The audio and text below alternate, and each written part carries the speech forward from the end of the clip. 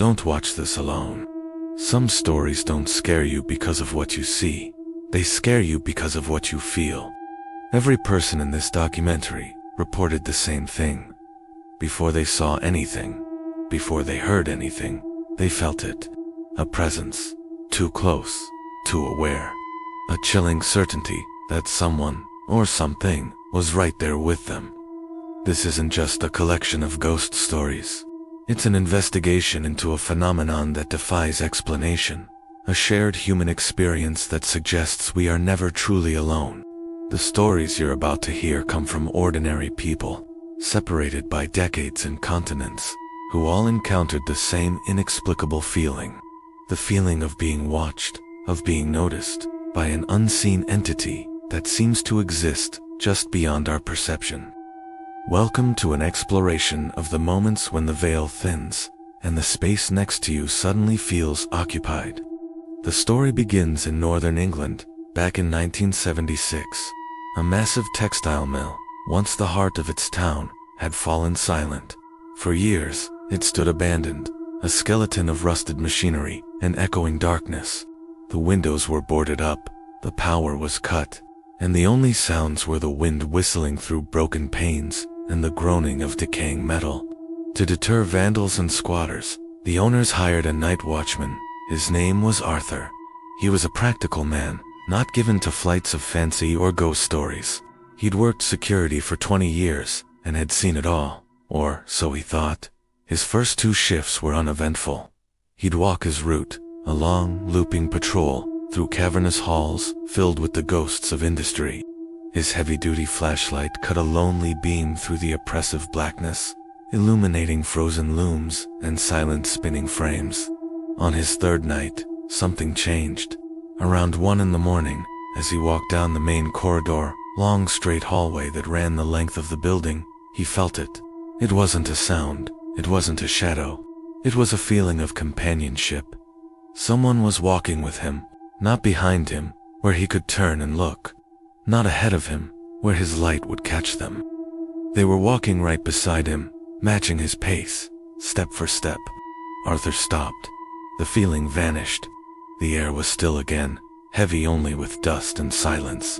He scanned the corridor with his light. Nothing, just rows of silent machines stretching into the darkness.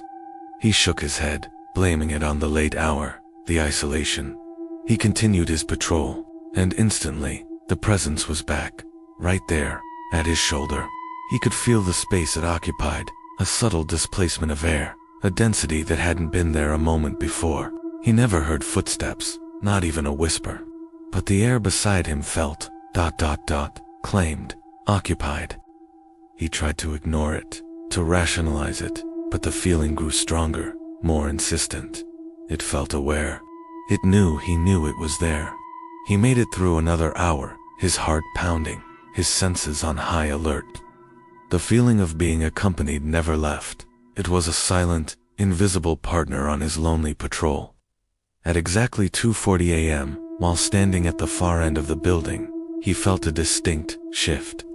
The presence wasn't just beside him anymore. It felt like it was leaning in, as if trying to get a closer look.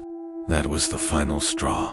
Arthur turned, walked directly to the main entrance, unlocked the heavy chain, and stepped out into the cold night air. He never looked back. He left his flashlight, his logbook, everything. He just walked away and never returned. When his employer questioned him later, demanding an explanation, Arthur was a man of few words. He simply said, "It knew when I noticed it." He refused to elaborate, quit his job on the spot, and never took another night shift again. The mill remained abandoned, its secrets locked in the dark. Now, it's easy to dismiss this. Psychologists and skeptics would quickly point to rational explanations. Prolonged isolation, sensory deprivation in the dark, an overactive imagination fueled by stress. The human mind is a powerful thing. It abhors a vacuum. When our senses are deprived of input, the brain can start to create its own. It fills in the gaps. An old building groans, and we hear a footstep. A draft of cold air becomes a chilling touch. Fear amplifies our imagination, turning shadows into figures and silence into whispers. This is often referred to as the stress response, or the brain's pattern recognition system going into overdrive. But the case of the English watchman doesn't stand alone. Far from it. Reports just like this appear again and again, like a recurring echo throughout history. They surface across decades, across different cultures, across continents. The setting changes. It might be an empty office building, a deserted stretch of road, a silent hospital wing at 3 a.m., but the core elements remain uncannily consistent. It always involves a person who is alone. It always happens in a place of profound silence or low sensory input. And most critically, it always involves this distinct feeling of a presence that becomes aware of you at the exact moment you become aware of it. It's this reciprocity, this sense of a shared moment of recognition, that makes these encounters so deeply unsettling and so difficult to dismiss as mere psychological projection.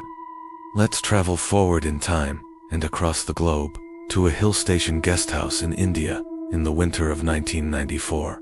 High in the mountains, above the fog line, the air is thin and cold. The guest house was a relic of the colonial era, beautiful but isolated, and nearly empty during the off-season. A woman, an American tourist named Sarah, was traveling alone. She checked in for a single night, seeking refuge from the biting cold. The staff gave her a room at the end of a long, quiet hallway. It was spacious, with a large window overlooking the misty valley. Exhausted from her travels, she fell asleep almost immediately. At exactly 3 a.m., she woke up. It wasn't a noise that woke her. It wasn't a dream. She woke with a sudden, absolute certainty. Someone was in the room with her. She lay perfectly still, her eyes wide open, staring into the darkness. Her heart was a frantic drum against her ribs. She couldn't see a face or any features, but standing near the foot of her bed, between her and the door, was a human outline. It was a solid, three-dimensional shape, darker than the surrounding dark, where no human should be. The air in the room, already cold, felt unnaturally colder around it. The space it occupied felt thicker, heavier, as if the very atmosphere had congealed into that form. She was paralyzed by a fear so profound, it was almost physical. She didn't dare breathe. The shape just stood there, motionless, silent, watching. She had no idea how long she lay there, locked in this silent standoff. It felt like an eternity. Finally, a surge of adrenaline cut through her paralysis. She had to do something. She had to turn on the light. With a trembling hand, she reached over to the bedside table, fumbling for the lamp switch. The moment her fingers made contact with the cold metal switch and clicked it on, the room was flooded with a dim yellow light, and the shape was gone. It didn't run, it didn't fade. It just dissolved, instantly, as if it had never been there at all. The oppressive cold in the air vanished with it. Sarah spent the rest of the night huddled under the covers with the light on, not sleeping a wink. When dawn finally broke, she packed her bags in a frenzy. As she checked out, pale and shaken, she cautiously mentioned her experience to the elderly man at the front desk. He listened patiently, his expression unreadable. When she finished, he simply nodded and said, very quietly, so no one else could hear, "No one stays in that room more than one night." He offered no other explanation. He didn't have to. His quiet confirmation was more terrifying than any ghost story. Two different places. Northern England, 1976. A mountain in India, 1994. A world apart, decades apart. And yet, the core of the experience is identical. A lone individual in a silent space. An inexplicable feeling of a presence. But there's one more detail that links these two cases. A chilling thread that weaves them together. When interviewed later, both the night watchman and the solo traveler described the same pivotal moment. It wasn't the moment of initial fear. It was the moment that came right after. A moment of pure, unnerving recognition. The instant you realize that the presence knows you've noticed it. It's a shift from you being the observer to you being the observed. It's the instant you realize you are not alone anymore, and whatever is with you knows it too. This shared moment of awareness is what transforms a strange feeling into a terrifying encounter. It suggests an intelligence, a consciousness, in the space right beside us. Thank you for watching. If these stories resonated with you, subscribe for more investigations into the unexplained. Stay safe, and never forget to check the space beside you. Eastern Europe, 2018. A late-night passenger boards an almost empty train, the kind where the silence is heavier than any sound. The carriage is vast and vacant, with only 3 other people scattered like forgotten luggage. The train lurches into motion, its rhythmic clatter a hypnotic drumbeat against the dark windows. As the city lights blur into streaks of gold and red, the man settles back, letting the gentle rocking lull him. But then, something changes. He feels a distinct weight settle beside him. The seat cushion dips. The worn fabric of the seat creases, a subtle sound swallowed by the train's drone. It's the unmistakable feeling of someone sitting down next to him. Not a bump, not a shift in the train's balance, but a deliberate, physical pressure. He freezes. His heart starts a frantic rhythm of its own, a counterpoint to the steady clack of the wheels on the track. He doesn't dare to look. Who would sit right next to him in a nearly deserted carriage? He waits. 1, 2. The air feels thick, charged with an unspoken tension. 3, 4. The pressure beside him is constant, unmoving. He imagines the shape of a person, the outline of a body, occupying the space.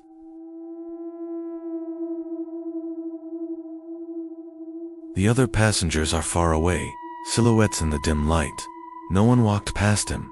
No one could have. He closes his eyes, trying to will it away, telling himself it's just his imagination, a trick of a tired mind on a long journey. But the feeling persists. It's solid, real. The weight is there, a silent companion in the empty seat. After what feels like an eternity, a lifetime lived between heartbeats, he can't stand it anymore. He has to know. He has to see. Gathering every ounce of courage, he slowly, deliberately, turns his head. The seat is empty. The indentation is still there, a ghost of a presence pressed into the cushion. A cold dread, far colder than the night air outside, seeps into his bones. He stares at the vacant space, his mind struggling to reconcile what his senses are telling him. He can feel it, but he cannot see it. The contradiction is a physical blow. He wants to scream, to run, but he's trapped, a prisoner on a moving train with an invisible passenger. Then, something else happens. The train begins to slow, but not for a scheduled stop. Up ahead, the dim lights of a small forgotten station appear, but the train doesn't stop. It glides through the platform at a crawl, a phantom passing through a ghost station. The station name is blurred, unreadable. The platform is deserted, lit by a single flickering bulb that casts long, dancing shadows. It's as if the train itself has slipped from reality, traveling on tracks that don't belong to the waking world. The man watches the station recede, a lost island in a sea of darkness, and the feeling of utter isolation intensifies. He is not just on a train. He is in a place where the normal rules no longer apply. This incident on the midnight train isn't an isolated case. In fact, it's part of a chilling pattern that investigators of anomalous encounters have started to piece together. When they began studying hundreds of reports just like this one, from all over the world, a deeply unsettling similarity emerged. These presences, these unseen entities, they don't seem to follow the typical rules of a haunting. They don't chase you down dark hallways.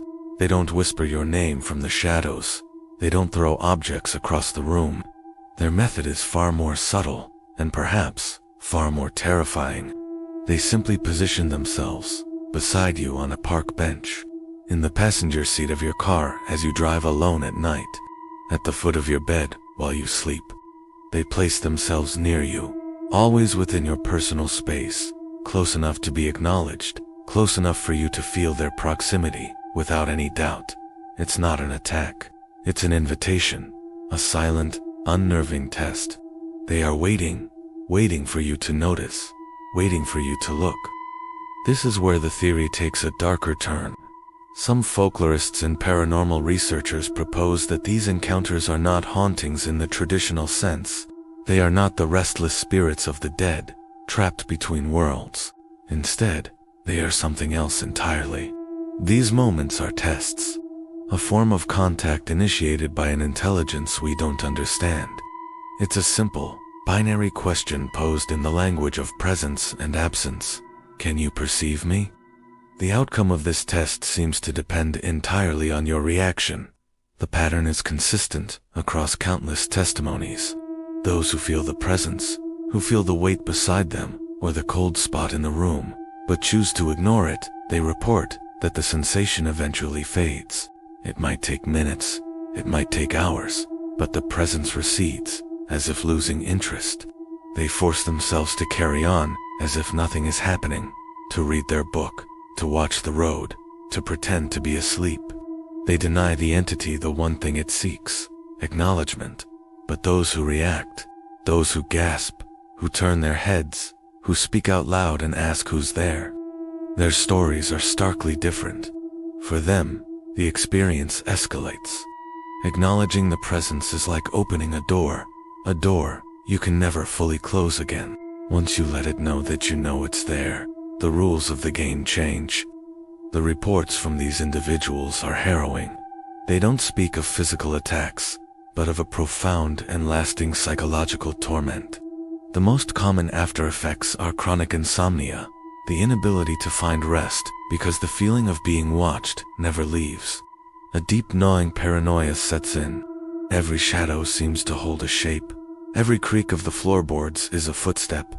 The feeling of the initial encounter, that invisible weight, no longer comes and goes. It becomes a permanent fixture in their lives, a constant, silent observer just at the edge of their perception. The presence isn't just a fleeting moment on a train anymore. It's a companion they can never shake. It's as if by looking, they've signed a contract they never understood, and the entity is now a permanent part of their reality. Let's go back to that train, hurtling through the Eastern European night. There were 3 witnesses in that carriage who experienced the same phenomenon. The man who first felt the weight beside him, and 2 others who, in their own time, felt a similar presence settle near them. All 3 survived the journey. They got off the train at their destination and walked back into the world of the living. But none of them were unchanged. When they were later interviewed, their stories mirrored each other with terrifying precision. Each of them, independent of the others, reported the same lingering sensation after the encounter. They explained that the presence didn't leave when the train pulled into the final, brightly lit station. It didn't vanish into the night. It simply stepped back. It retreated from their immediate personal space, but it never fully disappeared. They described it as the feeling of being constantly observed from a distance, the sensation of eyes on the back of their neck when they were walking down a crowded street, the chilling certainty that someone was in the room with them, just out of sight, when they were home alone. It was as if their act of acknowledgement on the train had tethered this entity to them. It no longer needed to sit beside them to make its presence known. It had established a connection, a permanent link. The presence didn't leave. It just became a shadow that walked with them for the rest of their days, waiting. Always waiting for another moment of weakness, another moment of awareness, another moment when their eyes would dart to an empty corner, confirming once again that they can still feel it. So, here is a final thought, a warning to take with you into the quiet moments of your life. If you are ever sitting alone, and you feel that unmistakable weight settle beside you, if you feel the air grow cold and thick with a presence you cannot see, do not acknowledge it. Do not turn. Do not speak. Keep your eyes forward. Pretend it isn't there, with every fiber of your being, because the moment you look, the moment you let it know you can feel it, it knows you can see it too, and then, it will never let you look away. Thanks for journeying with us into the dark. If you want to uncover more stories that lurk in the shadows, be sure to subscribe to Tales of the Dark, and press that notification bell. You never know what might be waiting for you in the silence.